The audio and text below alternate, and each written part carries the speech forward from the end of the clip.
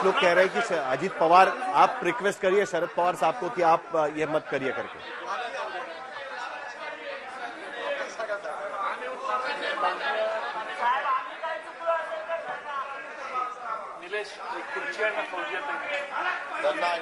ये बड़ा ही interesting picture यहां पर दिखाई दे रहा है कि शरद पवार बैठे हैं, उनके बगल में जयंत पाटिल बैठे हैं। एक तरफ जो बैठे हैं जयंत पाटिल, अनिल देशमुख, जो नहीं चाहते कि बीजेपी के साथ समझौता हो। दूसरी तरफ प्रतिभा पवार, उनकी पत्नी वहां पर बैठी है, उनके साथ में अजीत पवार वहां पर बैठे हुए नजर आ रहे हैं। पीछे जो उनके खड़े हैं वो सुनील तटकरे, जो इस बात के हितैषी थे और अजीत पवार के बहुत बड़े समर्थक माने जाते हैं, एनसीपी के सांसद है। उसके साथ साथ प्रफुल्ल पटेल उनके पीछे वहां पर खड़े हैं। और ये जो गुट है उनका ये मानना था कि बीजेपी के साथ समझौता होना चाहिए। कहीं ना कहीं शरद पवार को अंदर से ये लग रहा था कि मैंने बार बार ये कहने के बावजूद इस तरीके का दबाव बनाने की कोशिश क्यों हो रही है, और यही बात कहीं ना कहीं उनको कचोट रही थी। और लगता है कि इसी बात को लेकर उन्होंने साफ कह दिया कि अब मैं इसके आगे पार्टी का अध्यक्ष नहीं रहना चाहता। हालांकि 3 साल का समय उन्होंने दिया था, लेकिन पार्टी में सक्सेशन का प्लान यानी शरद पवार के बाद कौन, ये फैसला क्लियर नहीं है। ऐसे में शरद पवार का पार्टी का अध्यक्ष पद छोड़ना यह पार्टी के लिए खतरे से खाली नहीं हो सकता। अब सारे नेता सबके सामने, इंक्लूडिंग अजीत पवार, प्रफुल्ल पटेल, सुनील तटकरे और बाकी वो सारे नेता जो शरद पवार का कहना मानने को शायद तैयार नहीं होते, वो भी ये कहने की कोशिश करें कि आपके बिना ये पार्टी नहीं चल सकती।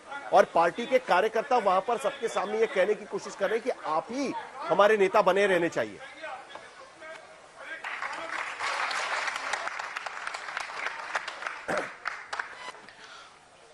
साहेब, ह्याच्यात डीएमके सारखा पक्ष जो राज्याचाच होता, त्यांच्या अध्यक्ष करुणानिधी यांनी शेवटच्या क्षणापर्यंत त्या ठिकाणी काम केलं। अगदी काय म्हणता येईल, त्यांनी डीएमके जैसी पार्टी में, एक पार्टी के नेता बोल रहे हैं कि डीएमके जैसी पार्टी में करुणानिधी आखिरी सांस तक पार्टी के अध्यक्ष बने रहे। राष्ट्रवादीच्या माध्यमातून आपणच ऊर्जा स्थान आहात आणि त्या दृष्टिकोनातून आप ही हमारी ऊर्जा स्थान है और आप भी करुणानिधि की तरह आखिर तक पार्टी के अध्यक्ष बने रहे, अशी आमची सगळ्यांच्या वतीनं विनंती। ये अजीत पवार ने कहा कि डीएमके में जिस तरीके से करुणानिधि आखिर तक बने रहे, आपको भी उसी तरीके से बना रहना चाहिए। आणि आपण कार्यकर्त्याच्या चेहऱ्याकडे बघून गेले 60 वर्ष कार्य, जितेंद्र आव्हाड अब कह रहे हैं, असे ओळखणारे जादूगार आहेत। अजीत पवार ने कहा कि करुणानिधि जिस तरीके से आखिर तक डीएमके के अध्यक्ष बने रहे, आपको भी उसी तरीके से पार्टी का अध्यक्ष बना रहना चाहिए। करताना बघितलं, त्याच्यापेक्षा तर आत्ताची तुमची तब्येत खूप बरी आहे। अशा अवस्थेत जेव्हा तुम्ही पक्ष सावरला आणि पक्षाला सत्तेत कायम ठेवत गेलात, सत्ता हा प्रश्न नाही साहेब। तुमच्यासारखा पुरोगामी माणूस महाराष्ट्रात परत होणे नाही। जितेंद्र आव्हाड कह रहे हैं कि हमें सत्ता से लोभ नहीं है, आपके जैसा पुरोगामी विचार का व्यक्ति पार्टी का अध्यक्ष बना रहना चाहिए। कधी तुमच्याकडे येतो, तुमचं दर्शन घेतो, पुढचे 10 दिवस मस्त आरामात जगत असतो। सांगितलं गेलं साहेब चौपाटीवरती, आमचं जीवनच व्यर्थ आहे। जी लढायची ती सकाळी मला सांगितलं, गेलो, काही काळजी नसते। आता साहेब एवढ्या अडचणी समोर असताना कोणाकडे जायचं? आप अगर छोड़ देंगे तो हम किसके पास जाएंगे? जितेंद्र आव्हाड पार्टी के शरद पवार को ये कहने की कोशिश कर रहे हैं कि आप अगर नहीं रहेंगे तो हम किसके पास जाकर अपनी बात रखने की कोशिश करें। और 1 मिनट, परसों, अरे 1 मिनिट था, परवा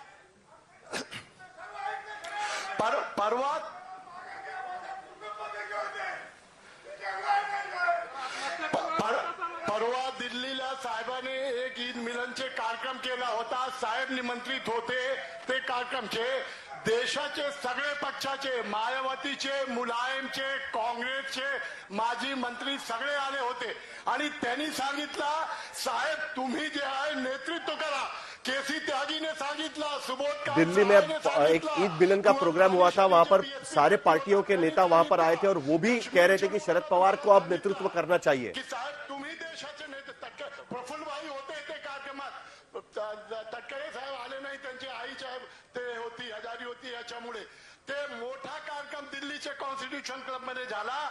26 लोक पक्षाचे मोठे नेते होते, खासदार होते, माजी सगळे लोकांचे एकच आवाज होती। शिवसेना के सांसद अरविंद सावंत जी इस वक्त हमारे साथ जुड़ गए हैं। साहिल, आपका सवाल अरविंद जी से। सांप्रदायिक लोकांचे मुकाबला करू शकता। अरविंद जी, ये क्या हो रहा है? शरद पवार अचानक कह रहे हैं कि अब वो पार्टी का अध्यक्ष नहीं रहना चाहते। पिछले कुछ दिनों में हमने देखा कि अजीत पवार को ये कहना, जिस तरीके से खबरें आ रही थी, क्या उससे व्यथित होकर शरद पवार ये फैसला ले रहे हैं, या बाला साहब ठाकरे शिवसेना में कई बार, कम से कम 2 बार मुझे याद है, उन्होंने कहा था कि अब मैं पार्टी का अध्यक्ष पद छोड़ना चाहता हूं, शिवसेना को मैं जय महाराष्ट्र कहना चाहता हूं। क्या उसी तरीके की चीज शरद पवार एनसीपी में करने की कोशिश कर रहे हैं? अरविंद जी, नहीं, ऐसे किसी की ऐसे मत बोलना, कभी ठीक नहीं लगता ऐसा बोलना। पहली बात ऐसी कि शरद पवार साहब का ये व्यक्तिगत निर्णय हो सकता है, उनका अधिकार है। लेकिन एक बात कि आज देश के सामने जितनी चुनौतियां खड़ी हैं, उस चुनौतियों को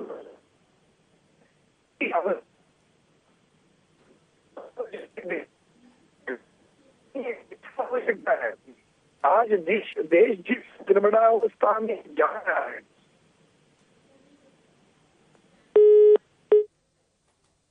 इस बीच शायद उनसे संपर्क खत्म हो चुका है नेहा। जी, जी। लेकिन एक बार अपनी टेलीविजन स्क्रीन पर हम दरअसल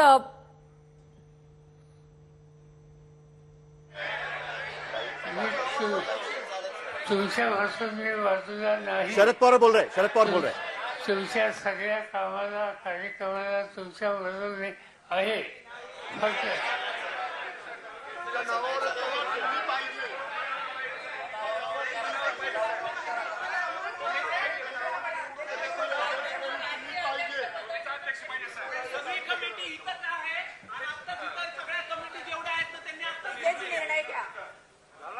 पूरी कमेटी इधर है, आप अभी फैसला लीजिए। उनके लोग उनको कह रहे हैं, शरद पवार अभी भाषण कर रहे हैं। शरद पवार क्या बोल रहे हैं सुनते हैं हम लोग। शरद पवार उनको ये समझाने की कोशिश कर रहे थे कि पार्टी के हर कार्यक्रम में मैं उपस्थित रहूंगा, लेकिन पार्टी के कार्यकर्ता उनको बोल रहे हैं कि पूरी कमेटी जो आप बोल रहे हैं वो सारी की सारी कमेटी यहाँ पर है, पूरी कमेटी आपको बोल रही है की आपको पार्टी का अध्यक्ष रहना चाहिए। सुनील तटकरे अब बात कर रहे हैं। पुरोगामी विचाराच्या सर्वच कार्यकर्त्यांच्या आयुष्यातला सर्वात अत्यंत क्लेशकारक दिवस। कोणालाही अशी अपेक्षा नव्हती की आपण अशा पैसा निर्णय त्या ठिकाणी जाहीर कराल। सारांनाच प्रचंड धक्का त्या ठिकाणी बसलेला आहे। सर्वांचं जीवन आप ऐसा फैसला लेंगे किसी को लगा नहीं था, हम सब लोग सदमे में हैं। आपल्या विना व्यर्थ आहे।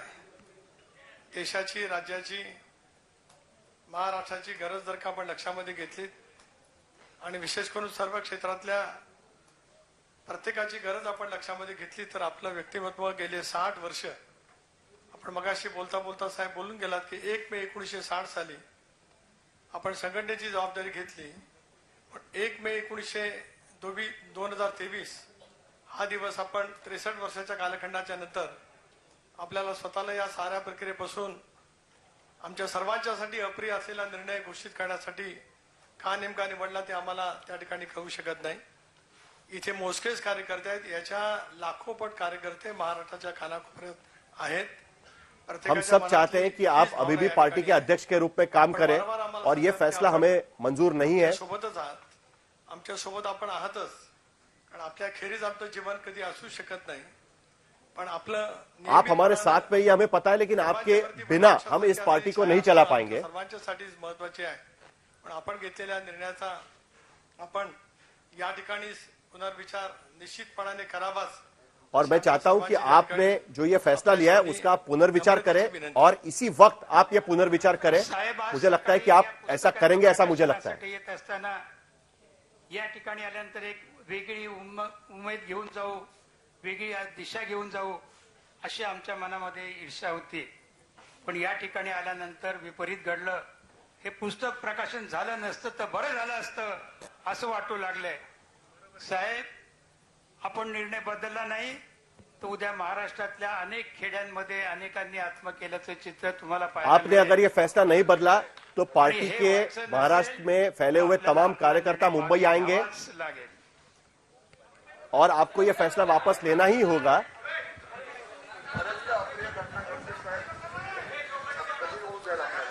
साहेब हयातीत और ये अप्रिय घटनाएं घटेगी तो आप ये मत करिए। एखाद्या कार्यकर्त्याला नाराज केलं नाही, जनतेला नाराज केलं नाही आज सर्वांतर्फे आपल्याला विनंती आहे, आज देखील तुम्ही आम्हाला नाराज करू नका। सबके तरफ से हम ये आपको विनती करते हैं कि आप अपना फैसला बदलें। सर्वांतर्फे आम्ही आपणास विनंती करतो।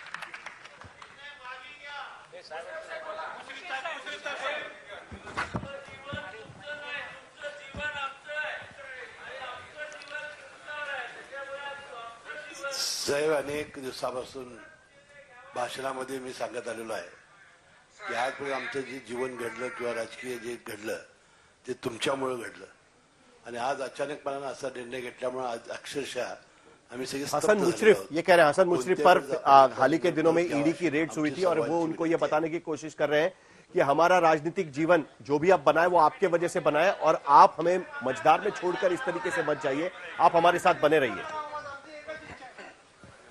आप ही हमारा नेतृत्व करिए और आपके बिना ये पार्टी अधूरी है। साहेब,